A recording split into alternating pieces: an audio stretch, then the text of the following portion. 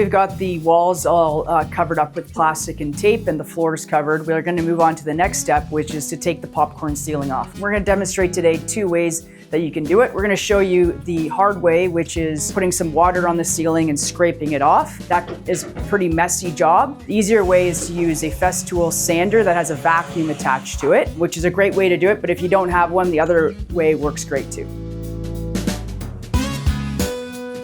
So one really important thing to look at if you're gonna try to remove a popcorn ceiling is you have to know whether it's been painted or not before you can do it. If it has been painted, you actually can't remove the popcorn. What you'd have to do is just knock it down as much as you can and then skim coat the entire ceiling. So if it's already been painted, this process won't work. But if it hasn't been painted, then it's really easy to take off. So how you can find out whether it's been painted before is you just simply run your hands across the stucco and you'll be able to tell if it comes off really easily, it's never been painted. If it doesn't come off at all, it's been sealed in and you're gonna have to have a different process. So let's check it out. You can see there that it's falling off really easily. So this is gonna work nicely. If that doesn't come off like that, it's not gonna work. If you don't have a Festool vacuum sander, the one way you can do it is to spray the ceiling down with water. The more water you use, the better. You wanna get it really saturated. Wait a few minutes for it to soak in, and then you can just take a knife and scrape the ceiling off. It's a great way to do it. It's effective. The only downside is it creates quite a mess. So we have done a small patch. You can see here, it is very effective. It's nice and smooth. It's come off quickly. And the downside is the mess that it's created. It's gonna make twice the work to try to clean that up. So the Festool is definitely an option that's much quicker, efficient, and cleaner. So what we've got here is called a Festool drywall vacuum. What's great about this vacuum is it's a sander on it, but it vacuums up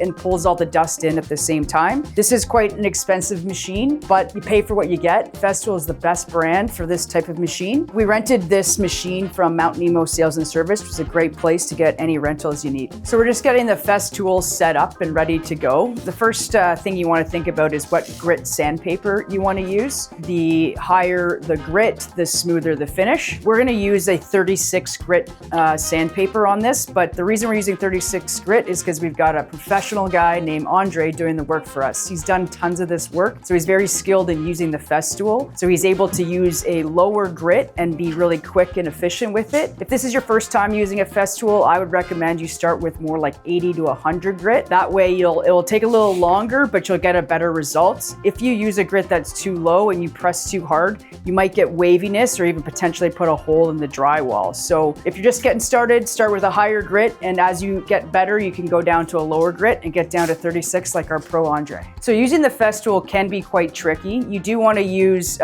sandpaper that is a lower grit, but if you use a lower grit sandpaper, you can really accidentally wreck the drywall. So for purposes of showing you how to do that, we're gonna get Andre to make a little mistake and push a little bit too hard so you can see how easily that can be done, and then we're gonna show you how to fix it.